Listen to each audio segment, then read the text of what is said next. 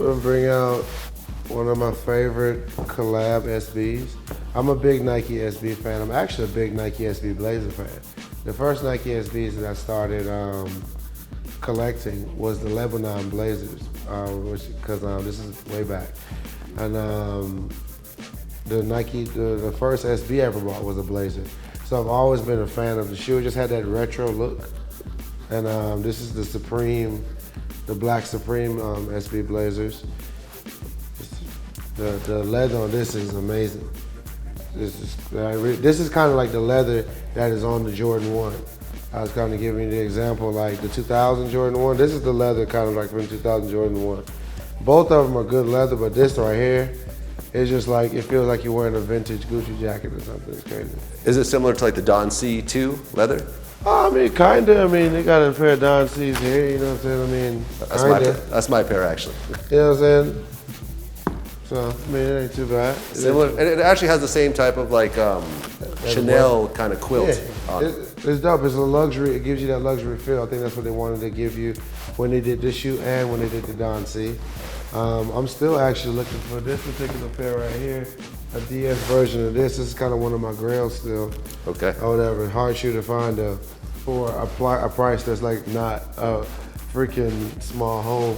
Okay. Like how much are those worth in dead stock, roughly? Probably $1,000. $1,000. Probably $1,000. I got these in Hawaii from Truist, or whatever, really dope consignment shop in Hawaii, or whatever. They gave me a sweet price on them, but they still weren't cheap, you know. And they have sort of like the Gucci color.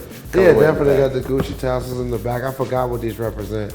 They came with a 3-pack of laces, if I'm not mistaken. I just happen to have a pack laying around. Got the gold leather Nike tab on top of the quilted leather. So it's just like, you know, when Nike wants to, they can go extra hard, you know what I'm saying, and put those materials on materials, you know what I'm saying? Definitely. Okay, so we're at Jason Markk right now. So tell me a little bit about the history of Jason Markk in terms of how it formed originally and how this store came about. Okay, well, Jason Markk, the brand, was formed in 2007. From what I remember, Jason Markk, Jason actually, you know, like any other sneakerhead, used random cleaners and stuff to clean his sneakers, and he didn't really know what was going into cleaning of the sneakers. You know, there's random chemicals and everything like that that could eat up your suede or your leather or something, you know, to that effect.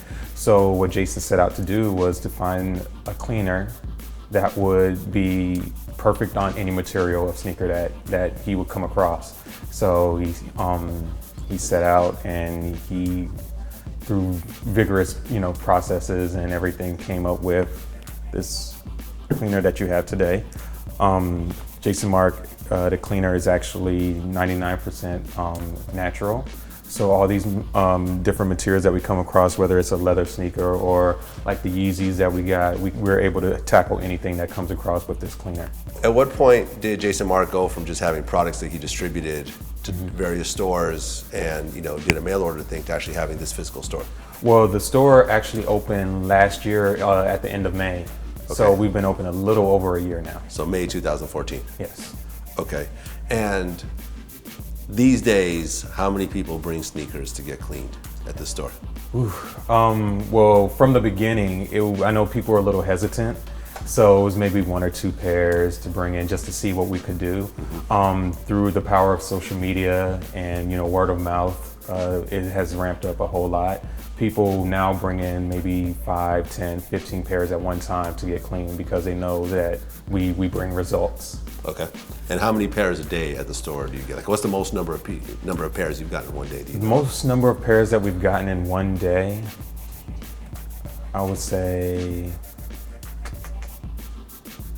about 50, 52.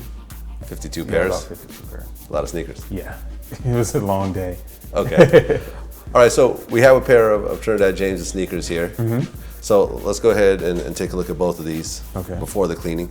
So what are you going to do to these particular sneakers? All right, so because this shoe is just a leather-based shoe, it is a premium leather. We don't have to scrub too hard on it. So what I wouldn't use would be this brush right here. This is the standard brush. Usually we would use it on a leather shoe, but because it is a premium material, I would use what is called our premium brush, which is usually something that we will use on a softer material, so it won't fray any of the stitching or anything like that. So because we want to take good care of the Supreme Blazer, because we know that, you know, it's much more quilted, it's not just a regular old sneaker. Sure. To use the Jason Markk cleaner, what you would do, you would put the brush into the water, directly into the water, shake off as much excess water as you can, put a few drops onto the brush, and then just go directly to the sneaker and start scrubbing. So you see that the foam, you know, is on the sneaker, you know that it's activated and it's working. So you continue to just go across the whole shoe, midsole as well. Okay. Should be. So you start with the body first and hit the midsole next? I usually start off with the midsole. I can't explain why I did that this time, but I usually start at the bottom and work my way up. Okay. Usually because the materials up here needs separate attention from what's down here. So I would attack this one first, get the midsole nice and clean, then go up to the body, and then, you know, it would be cool like that.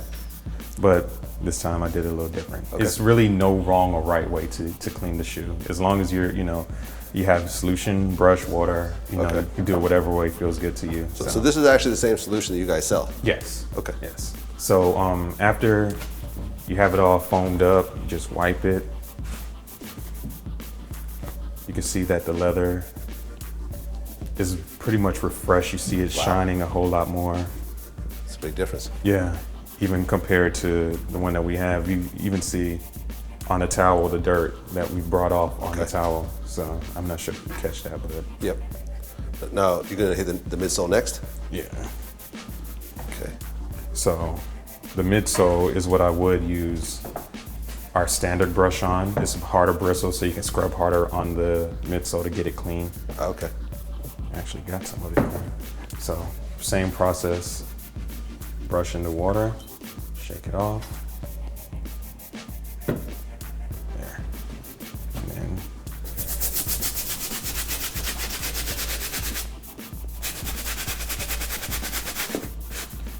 continue scrubbing all around the shoe.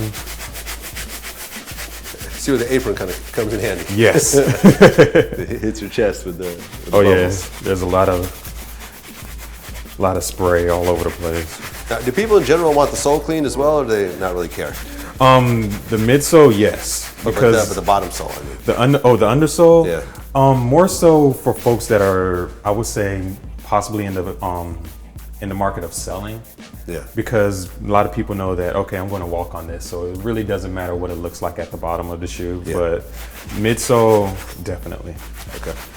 So a lot of people see a black shoe and say, oh, okay, it can't be that bad. But then once we go over it, you know, you obviously see a big difference between the shoes. So dope. That's. We've cleaned the shoes that you brought in. Let's go ahead and bring out the first pair. All right. So the first pair was the black Supreme Blazers. Before, your shoe looked like this. Little, you know, scuffs and stains and stuff on there. After our cleaning, we have this one. These are clean. I'm happy because I didn't think that it's something about this particular type of material when Nike uses it, just cannot stay clean. It's a pretty big difference in leather too. If you look at, I mean, not just the sole, but the actual leather looks way better. This is like new leather. It's like thrift store leather. It's good. I'm happy. Thank you. It's a horse. Right. This man is a specialist.